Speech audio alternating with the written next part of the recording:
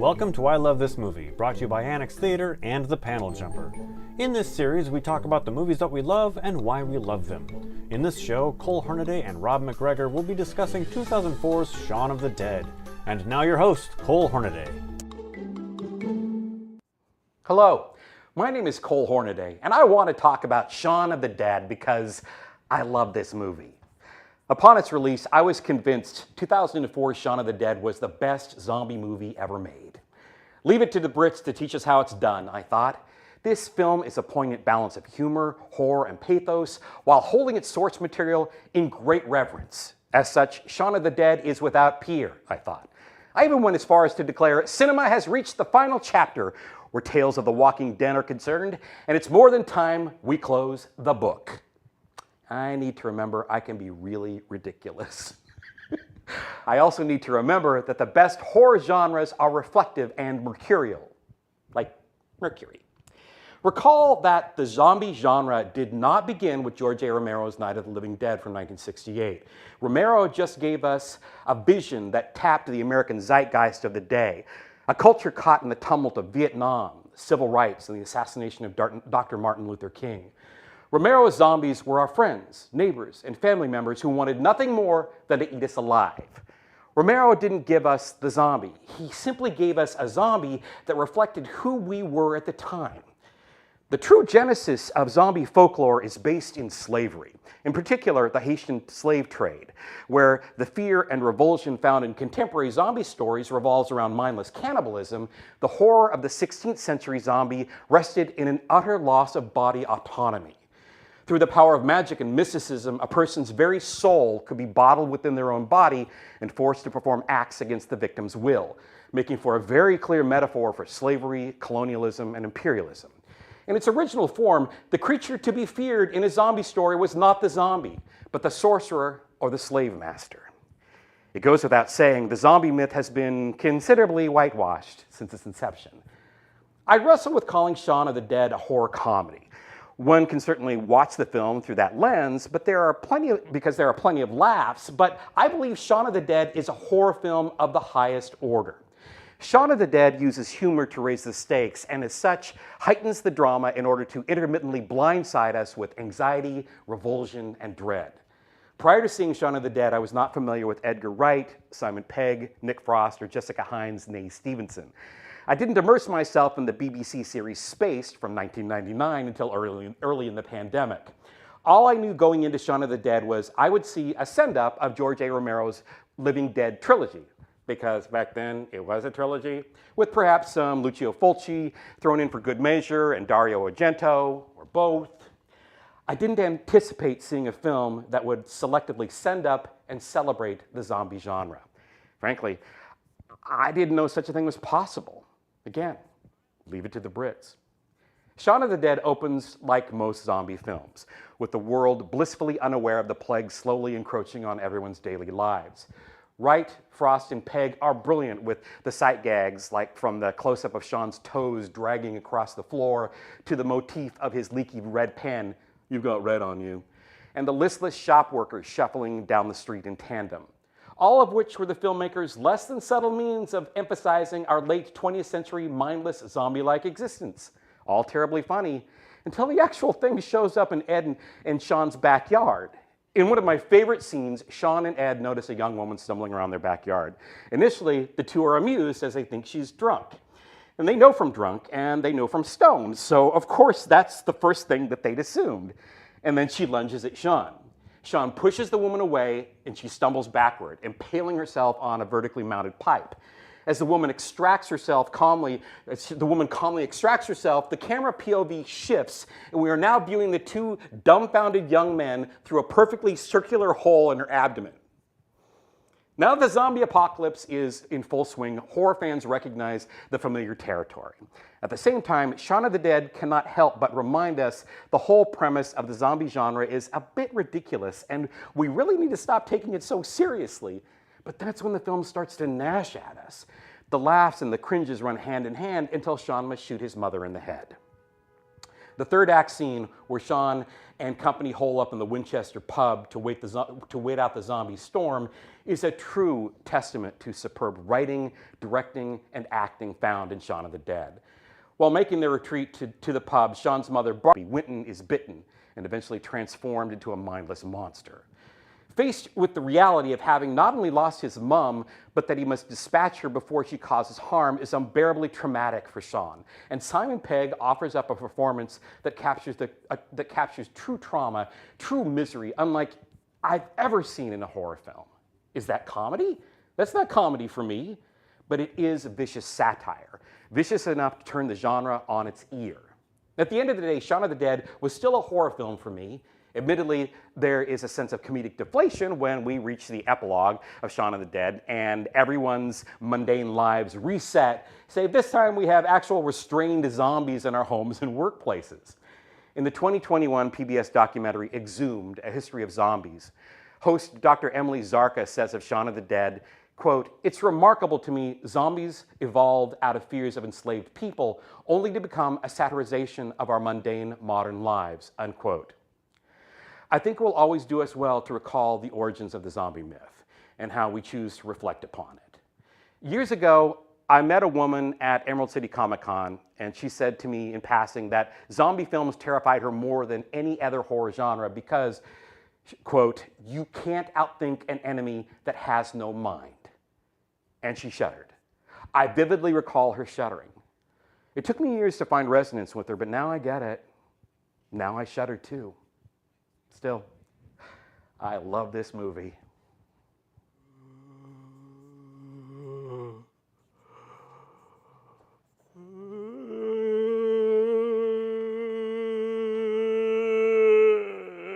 Oh, man, I'm tired.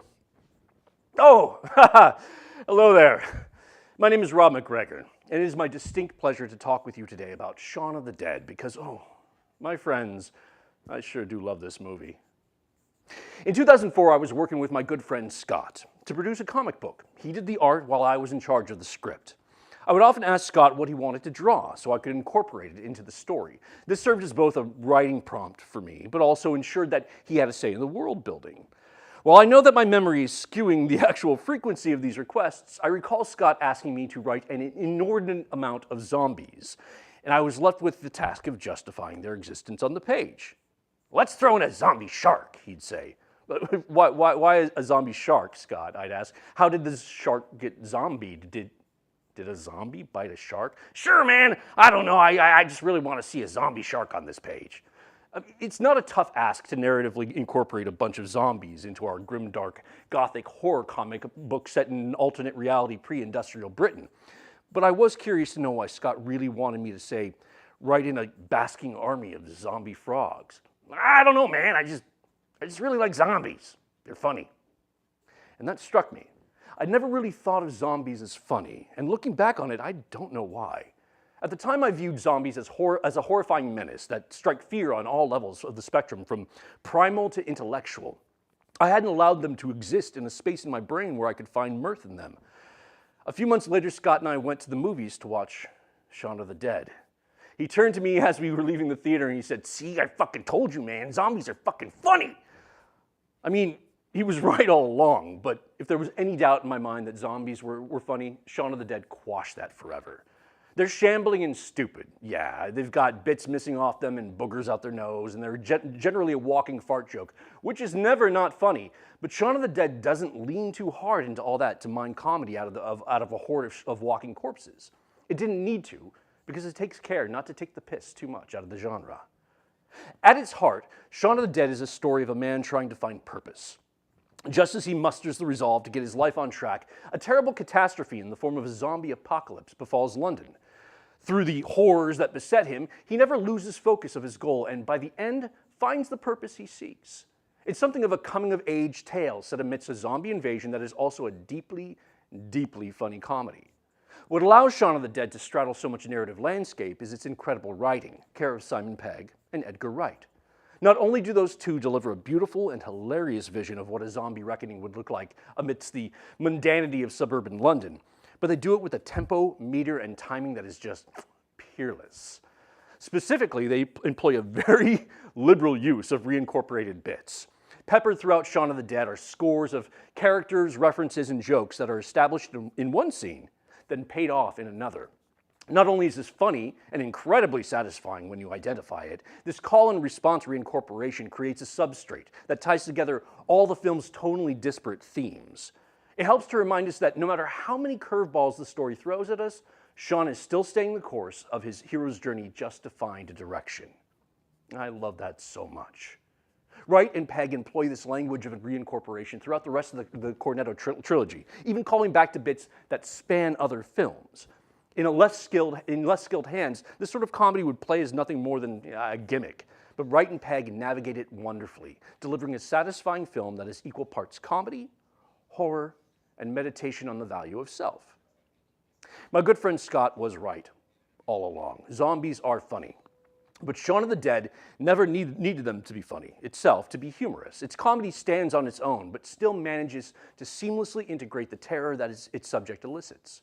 It does so through deft use of reincorporation, which binds the story's unrelated features, ensuring that we remain grounded in this ridiculous and frightening world.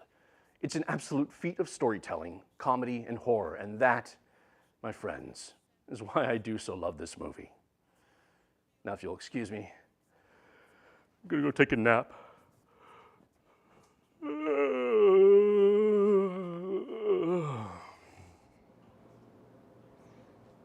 Hello, and welcome back to I Love This Movie, Shaun of the Dead.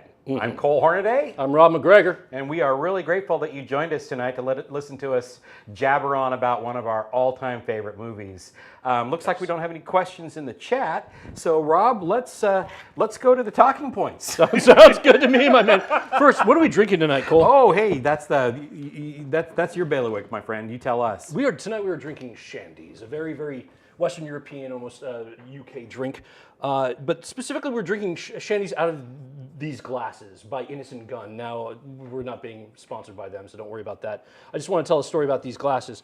4 years ago, I took my partner and my mother to Scotland, where we went to a pub, and my partner loved this glass and decided, well, she's just going to fucking take it. So she did. So she stole that glass. Last week, my mom went to Scotland, and she stole me a second one. So I figured I'd honor her tonight with drinking shandy out of the glass that she stole from me. So what's your strategy for putting together a complete set? I got to go back. Yeah. I got to go back and get more.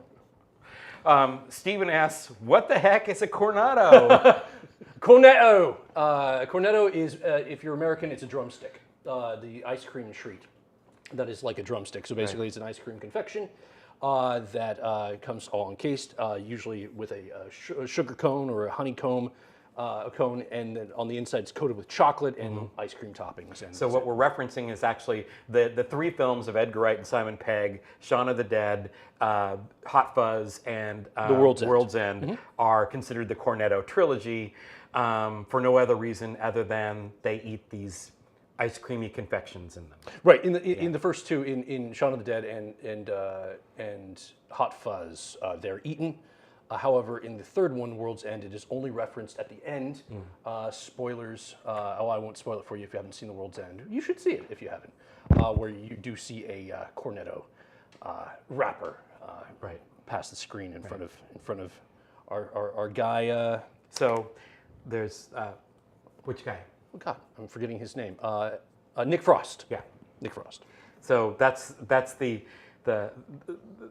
strongest connective tissue between the three films is the Cornetto ice cream treats. That, and also I'd say the relationship between the characters that Simon Pegg and Nick Frost play, and the dynamics of their relationships as well. Yeah. So.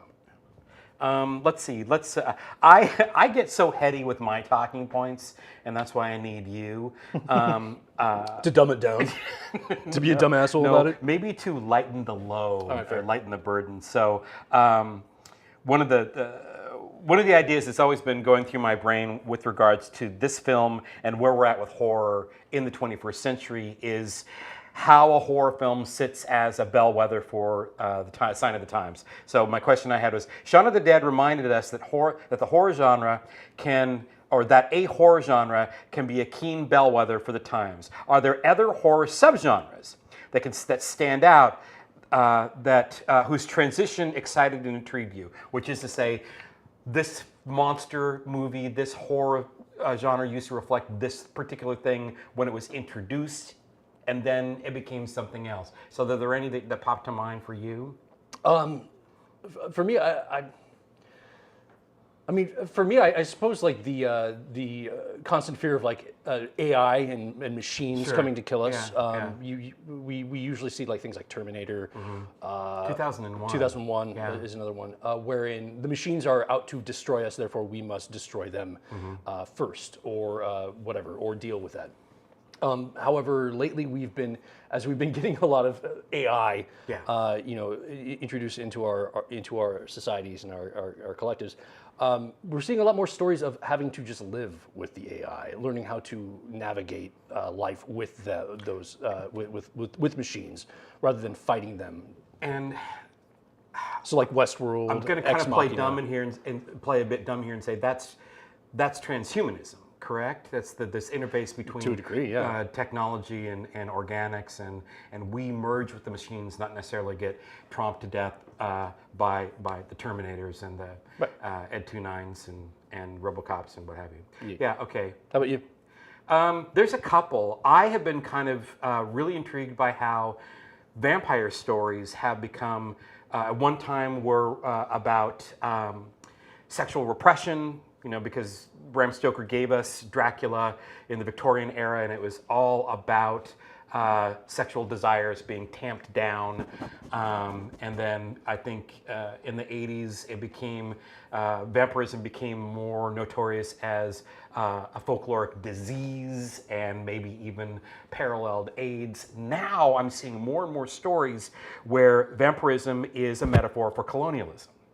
In particular, the Flanagan Netflix horror series that are produced every Halloween. Last year was Midnight Mass, about this little community off the coast of New England. There was a predominantly Catholic community, and their minister or their priest goes to the Middle East to go on his pilgrimage, and he comes back. I'm sorry, spoilers. He comes back a vampire.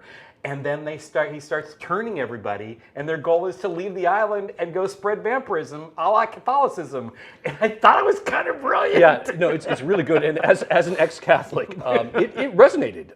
Like when I was a kid, I wanted to be a priest, and Hamish Linklater's performance as that character reminded me of all the priests that I really appreciated and wanted to be like.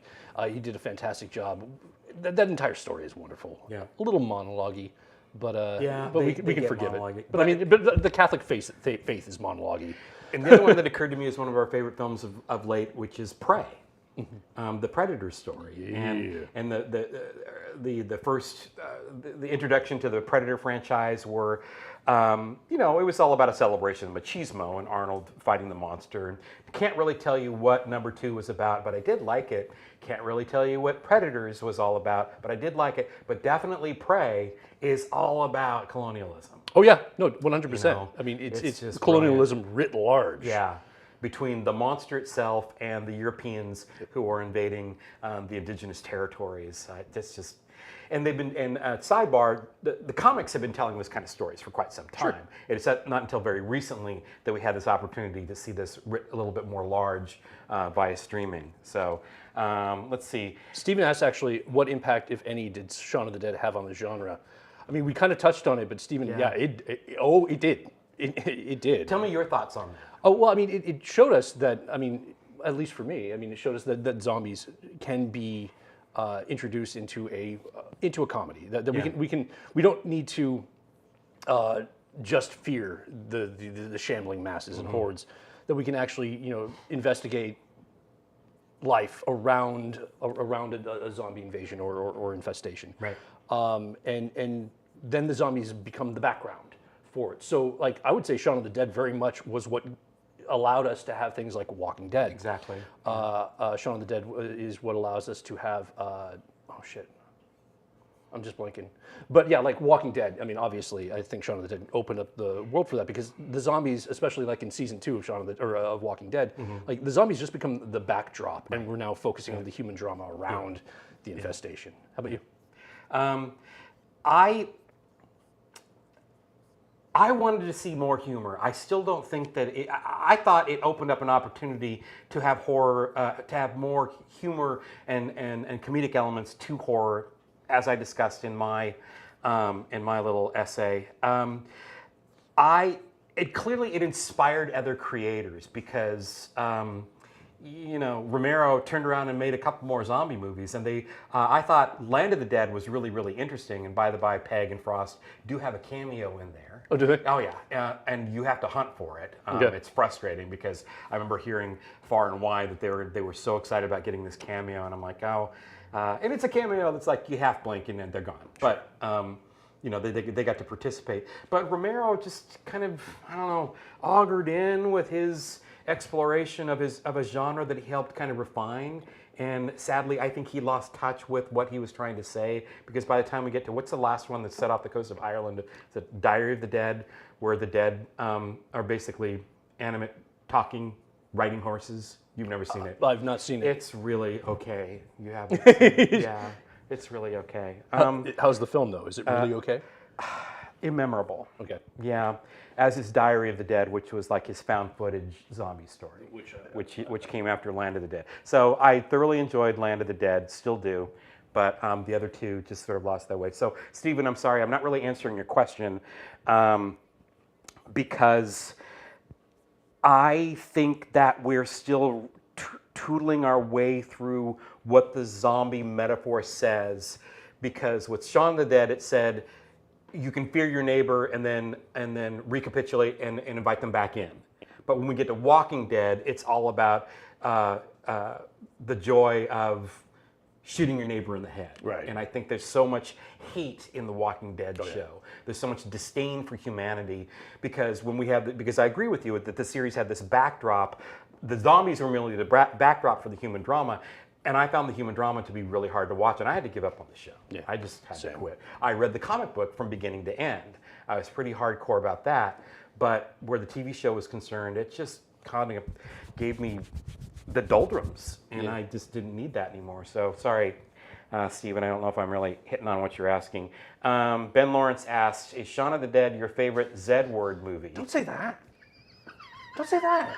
The Z-word. Don't say that. I mean, shit, man. It could be. It honestly could be. It's definitely the Z-word film that I've seen the most. I think. I just really love it. Truly, I would say that. I mean, there are other contenders. Like 28 Days Later, was groundbreaking. Absolutely fantastic film. I would even say Wreck. Rates amongst my favorites. Wreck, the found footage, the Spanish found footage zombie film, which I also think is one of my favorite found footage films. I think it's really well. And Rob and I spend a lot of time talking about found footage films. So we have a whole sub conversation that's gone for days and days and days. I'm putting my mental list of favorite Zed movies together in my head. And I'm trying to remember the name of the one in question. Because I still go back to it. It's the Schwarzenegger one. Melissa? No. No, it's the daughter's name. Yeah, the daughter's name. Which I thought was like Melissa. But... You're close. I'm going to do Arnie Zombie Movie. I haven't seen that one, by the way. But I hear it's actually quite moving. Well, that's because you've heard me carry on about it, and I'm Maggie. Maggie. It's Maggie, and it's a very the film is very small in scope, and it's a great piece of drama. And it's not an epic adventure story. It is about Arnold Schwarzenegger is a farmer, and they are in the middle of a zombie apocalypse, and the world looks like Walking Dead. The way, like the last days of culture and society, and maybe perhaps in Walking Dead, where time is just running out. Mm-hmm. Life is winding down, and people are trying to this story is about quiet ends. Right. And his daughter, his beloved daughter, is bitten. He takes her to the hospital. The doctor is exhausted, and the way I imagine doctors during the pandemic were in local hospitals. And the doctor just kind of gives Schwarzenegger the rundown on, this is what you expect, this is what you're going to do. The doctor's too exhausted to notify the authorities that this guy's daughter is infected and she will be turning and she will be a threat. He's just like, take her home, take care of her. You know what to do. And Palliative zombie care. yeah, exactly. It's and I think it was a really unusual zombie story, but I enjoyed it because it was outside the main of how we were telling these stories. I can tell you one thing, Ben Lawrence, that I'm going to call my shot now. Probably my favorite Z-word television show is going to be The Last of Us when that finally drops. The Last of Us, I'm really excited about that. Yeah. I'm not familiar with it. It's based off of a video game that came out in 2014 for PlayStation primarily. Basically set in post-apocalyptic, after the zombies hit, about a, I'm not going to try not to spoil too much, but about a young girl who is bitten but is somehow seems to be immune to the infection. So she ends up teaming up with a gentleman who loses his own daughter. Okay. And they go across the wilds of America trying to get to a particular spot where they can investigate her and figure out what's going on. It is that show is going to break me in so many ways because the game broke me in so many ways, and it's just it's both emotionally draining but also it's frightening as fuck, and I can't wait for the clickers. I want them clickers. That said, are you tired of the zombie genre? No, I'm not. No. I mean, I one thing that excited me, and I went hard into the whole zombie fandom thing back in like 2008, 2009. I went hard because I really enjoyed the fact that zombies were getting their run when they did, because I think that zombies, there's so much you can do with them still. There's so much that you can investigate in what makes them tick, what makes us fear them. Because, like I mentioned in my pre-piece, that zombies scare us on several levels, like all the way from the primal, the fear of predation and disease and death, all the way to the intellectual, the fear of losing your sense of self, your sense of identity, of body autonomy. There's so much of the spectrum that there for us to fear. Yeah. There's a lot of room for really tasty shit to happen there, right? Also, they're funny as well. Yeah. But there's a lot that we can do around zombies. And I still, much like we talk about found footage films, how I think that it's a medium that hasn't truly found its perfect piece yet. I think zombie stuff we can still tell a lot of stories around it. I'm not done with it. I'm not tired of it. Okay. But I can understand if the appeal has worn off in society in general. Because Stephen asked about without Shaun of the Dead, would we have had Z Nation and Washington represent? Did you watch Z Nation? I have not. No. Yeah, it was B grade, lovely, and campy, and it just didn't do it for me. And it ran a long time. Isn't it still running? No. Okay. And they employed a lot of Washington artists, a lot of Washington actors. You would lose your mind how many faces you recognize on Z Nation. Yeah, no, I know. Which is kind of, and that's when I would watch it. It's like, oh, there's Annette Tutangi. I think I better sit and watch this one. There's Ryan Spicard. I think I need to watch him do this stunt because he's awesome. So it was good for that for us, but that's very particular. Right. That's very specific. Mr. Miller, did you have a question you were going to ask the class? No? One Cut of the Dead. Yeah. Let's see, what else we got? Cole's biggest beef with the entire zombie genre: no one ever complains about the stench. It's true. And having worked in factories and canneries and whatnot, I know that you become immune to stinks, to smells, to aromas. You screen it out. but it just always kind of bugs me that when we see a police procedural, a forensic show, someone's always like, Oh yeah, absolutely. and yet when a zombie horde is emerging from the shopping mall, no one goes, "Ooh, what pong!" They just, well, maybe it's because it's terror too, but I don't know. I needed that moment of realism where someone throws up because the stench smell is just so overwhelming. Yeah, So, absolutely. Anyway. No, I'm with you. Maybe if we had like smell-o-vision. Scratch and sniff zombie stories. Right, exactly. Yes, zombie stories. How dare you? Brian, I'm not familiar with Black Summer. I guess you're going to have to. Oh, that was a Z Nation spinoff. Okay, Dope. cool. I'll have to check that out. We will make a note. Let's see, what else we got? All right, John Hyams directed it. It was a great 8 episodes. Was that on Sci-Fi or was that on another platform? You have to share that with us. What else I got? I would like to, if you guys will indulge me, Go for it. I wouldn't mind running down. In my monologue, I reference the reincorporation that Simon Pegg and Edgar Wright used throughout.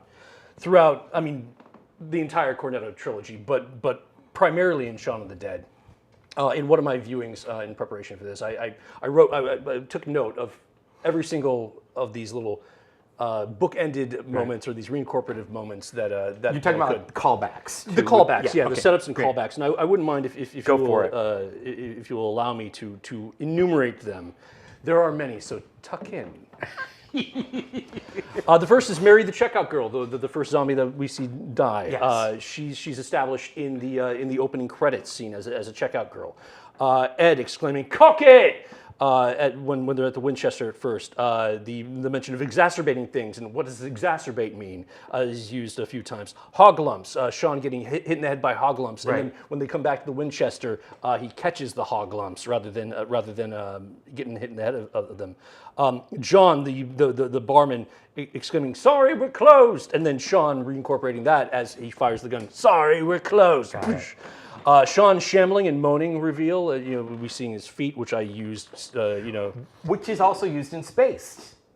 It was a bit that was in Space. Wasn't that the third episode of the first season when they were doing the and I was so taken aback when watching Spaced, 2 years ago for the first time, and here he is doing the zombie toe Lotsie.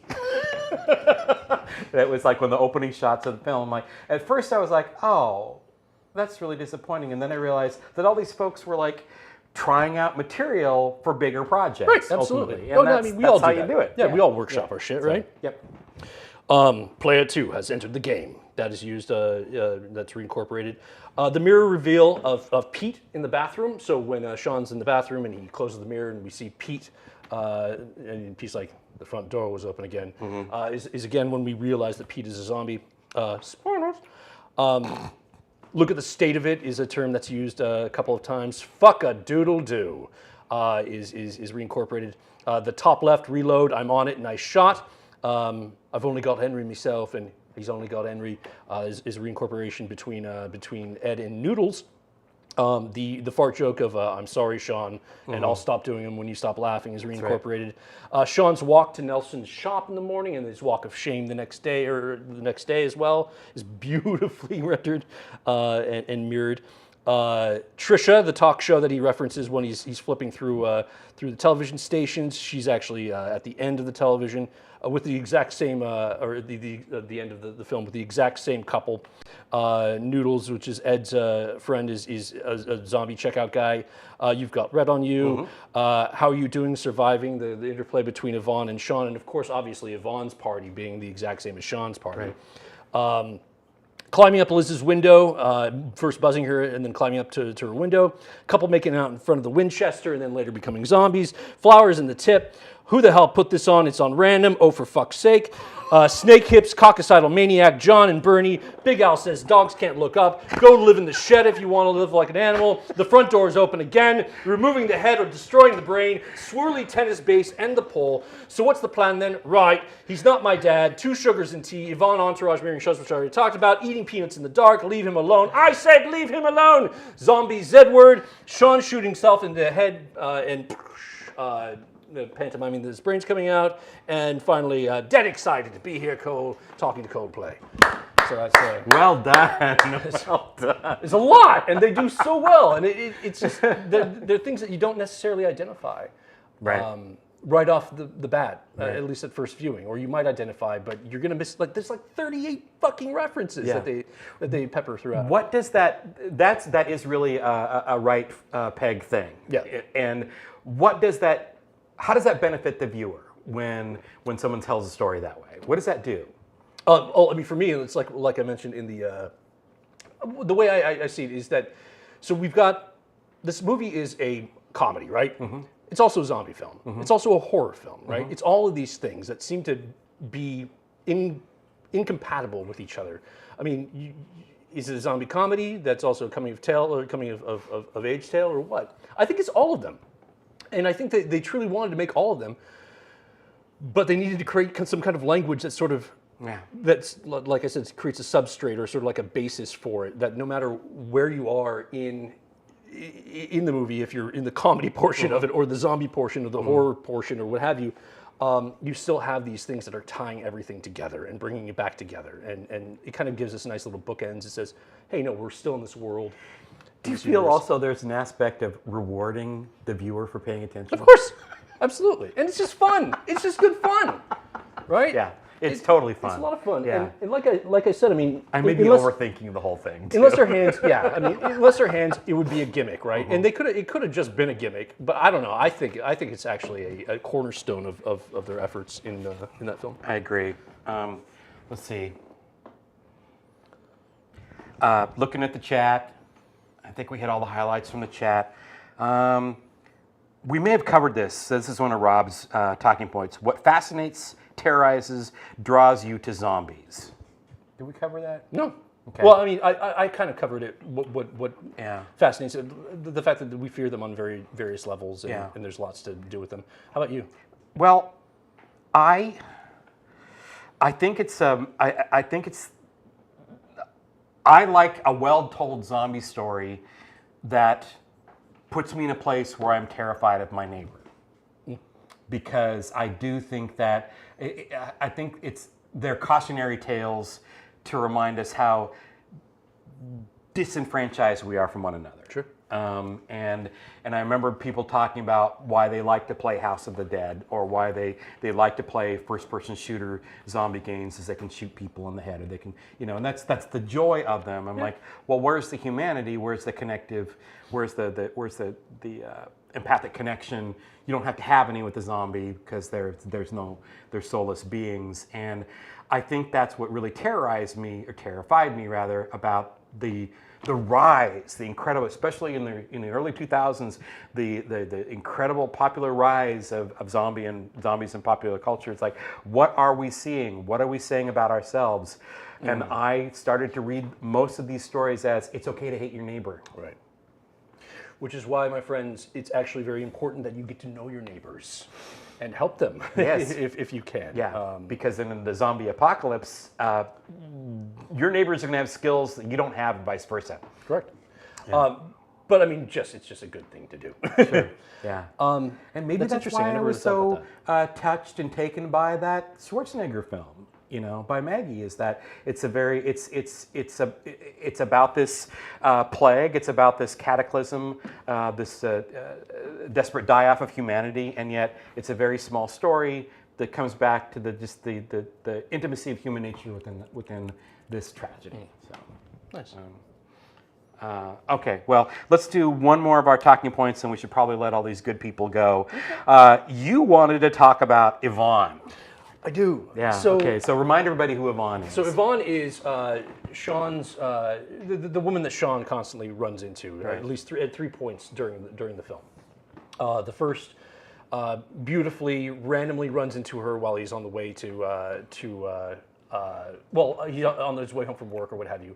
Runs into Yvonne, who is Shaun's ex-girlfriend, who he actually went to Greece with. This is not necessarily told much in the film, but in some deleted scenes, we get some of this. Went to Greece with, dumped her for Liz, or left her for Liz, and then hooked up with Liz there in Greece. And so they run into each other on the street, and she asks, how you doing, surviving, all that good stuff. All while chaos is breaking out behind them. There are ambulances and people being loading in on gurneys. We see her later on in a mirrored party with Shaun. So Shaun's party consists of Shaun, Diane, Ed, Shaun's mother Barbara, call back to Romero's Night of the Living Dead, and then their friends Dave and Diane, and then Yvonne has, and of course by now you've probably figured out that Yvonne rhymes with Shaun, has her mirror crew. Her mirror crew. Yeah. Her boyfriend is played by Martin Freeman, who you might remember as Bilbo Baggins from the film, and also Watson in Sherlock, and various other folks that just basically mirror them. It's a wonderful joke. It also is one of those kind of bookendy kind of things that Pegg and Wright do. I was fascinated with Yvonne because when I got out of Shaun of the Dead, I really wanted to see Yvonne of the Dead as a sequel. I wanted to see that evening, much kind of like we talked about during the Cloverfield one. I wanted to see another person's take on that evening. I want to see Yvonne of the Dead. I want to see Yvonne's and her party, how they made it out. So just to remind everybody, in the bottom half of the last act of Shaun of the Dead, pre-epilogue, when Liz and Shaun are, escape the Winchester and all of the military show up with the armored vehicles. Here's Yvonne stepping out of the van, and she says, "Oh, she obviously says, oh, Shaun, how you doing?" And he's like, "Surviving." But she asks him, because she's sitting there brandishing a 5-iron. Right. And she's all alone. She doesn't have her party with her.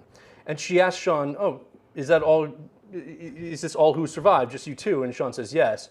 And she says specifically, "Well, at least somebody made it." And it's so open-ended. And and Rob's question to me was, did the rest of her squad survive? Is she the only survivor? Because it's kind of ambiguous. Is she the only? What was their story? And I took it that she led them to their deaths. I mean, Shaun is an inept leader, but he's well-meaning, and she struck me as a Type A personality that wanted to lead. Shaun was just reluctant. He had one plan. He had one soft plan. He had no exit plans. He had no strategy other than to go the place where he's always felt the safest, and that was the Winchester pub. But she obviously didn't have. In fact, she dismisses his plan to take his group to the pub. Right. She doesn't. I don't think she says she has a plan. Right. She doesn't. But how it becomes even more ambiguous to me is that at first I was like, I thought that her statement is, well, at least somebody at least somebody survived, or at least somebody made it. Was like, oh, Yvonne, I'm sorry, friend, but your party didn't make it, and that's sad. But if you look at the previous two scenes between Shaun and Yvonne. She'll ask Shaun an open question like, oh, so what are you doing for your anniversary or whatever? And Shaun will like give some answer, and she'll be like, oh, okay. Or, hey, what's your guys' plan? Where are you guys going when she meets him? And he's like, oh, we're going to the Winchester. And she's like, the pub. Oh, okay. Well, good luck. Yeah. There's sort of like this backhanded judging that's Very happening judgy. there. So I'm wondering also if that line read comes out as, well, at least somebody made it. You got at least one of them out. She's the type of personality that makes me nervous because she wants to lead, and I have this personal policy about never follow anybody who wants to be the leader. She clearly also is so headstrong that no one else in her group has. I'm making up a lot. I'm backfilling a lot, but I see this individual as someone who's really not going to honor the contributions of the rest of the people in their group, and just going to lead them all to their deaths. And so that's why I think Yvonne of the Dead would be a really short film, or just it would not have the same tone, because I think it would be kind of tragic, laughter through the tears, kind of thing. Which would be great. Yeah. All right. Okay. Which would be great. Okay. All right, well, I think that's a wrap here, brother. Thank you all for joining us for I Love This Movie, Shaun of the Dead. We hope to do more of this down the road. Time and mental stability allows. You have any closing remarks, sir? No, everybody stay safe. Go meet your neighbors. Go meet your neighbors. Please do. Learn their skill set. Indeed. Thank you. Thank you Take so care. much.